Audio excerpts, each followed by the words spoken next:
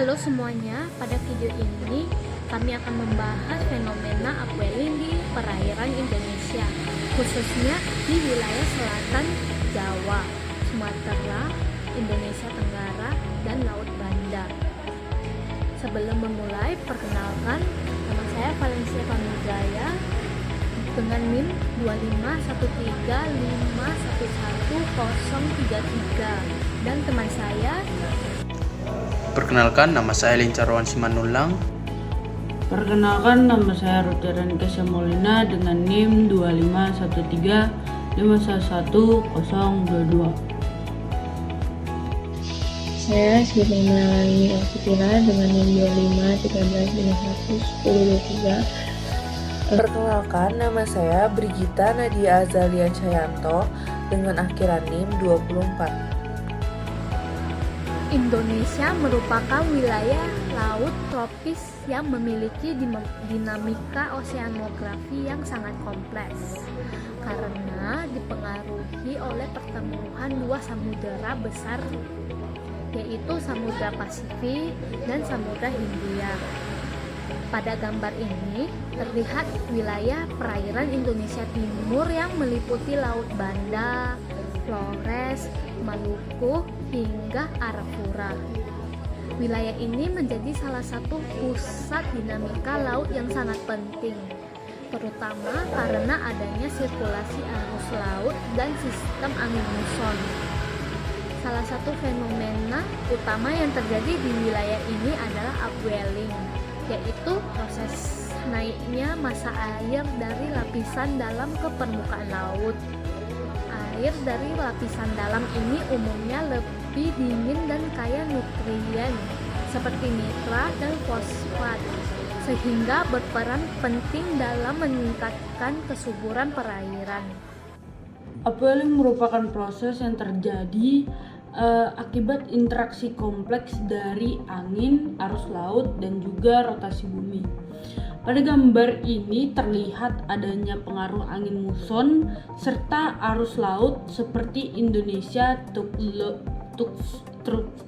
Slow yang mengalir dari Samudra Hindia menuju Samudra Pasifik. Angin muson tenggara yang bertiup sejajar dengan garis pantai selatan Jawa akan mendorong lapisan air permukaan menjauh dari pantai. Akibat rotasi bumi, pergerakan air tidak mengikuti arah angin secara langsung, melainkan dibelokkan melalui mekanisme yang dikenal sebagai transport Ekman. Kondisi ini menyebabkan terjadinya divergensi massa air di permukaan laut sehingga air dari lapisan bawah naik ke permukaan untuk menggantikan massa air yang hilang. Gambar ini menunjukkan hubungan antara kekuatan angin dan suhu permukaan laut di sepanjang pantai Selat Jawa. Terlihat bahwa daerah dengan tekanan angin yang lebih kuat memiliki suhu permukaan yang relatif lebih rendah. Hal ini merupakan indikator utama terjadinya upwelling karena air yang naik dari lapisan bawah memiliki suhu yang lebih dingin dibandingkan air permukaan. Selain itu, air dari lapisan dalam juga membawa nutrien seperti nitrat dan juga fosfat yang sangat dibutuhkan oleh fitoplankton. Peningkatan nutrien ini kemudian memicu pertumbuhan fitoplankton yang menjadi dasar dari rantai makanan yang ada di laut. Dengan demikian, upwelling tidak hanya merupakan proses fisik, tetapi juga memiliki dampak langsung terhadap dinamika kimia dan biologi di perairan laut. Upwelling di wilayah selatan Jawa hingga Sumatera merupakan salah satu sistem upwelling paling dominan di Indonesia.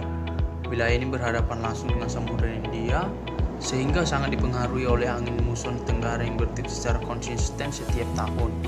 Fenomena upwelling di daerah ini umumnya terjadi pada periode Juni hingga Oktober. dengan puncak intensitas pada bulan Agustus hingga September. Kondisi geografis dan topografi dasar laut di wilayah ini juga turut mempengaruhi distribusi dan intensitas upwelling. Pada gambar ini terlihat adanya penurunan suhu permukaan laut di sepanjang pantai selatan Jawa. Penurunan suhu ini merupakan indikator bahwa air dari lapisan bawah yang lebih dingin telah naik ke permukaan. Selain itu, pola distribusi suhu juga menunjukkan bahwa intensitas upwelling tidak merata, melainkan memiliki beberapa pusat upwelling dengan kekuatan yang berbeda-beda. Hal ini dipengaruhi oleh variasi angin, kondisi arus laut, serta bentuk garis pantai. Melanjutkan penjelasan dari teman saya, selain faktor lokal seperti angin dan arus laut, upwelling di wilayah ini juga dipengaruhi oleh fenomena iklim global seperti El Nino dan Indian Ocean Dipole.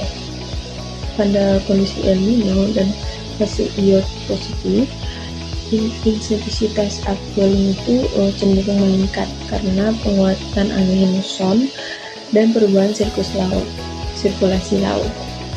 Sebaliknya pada kondisi La Nina dan iot negatif, upwelling cenderung melemah karena berkurangnya kekuatan angin dan perubahan pola arus.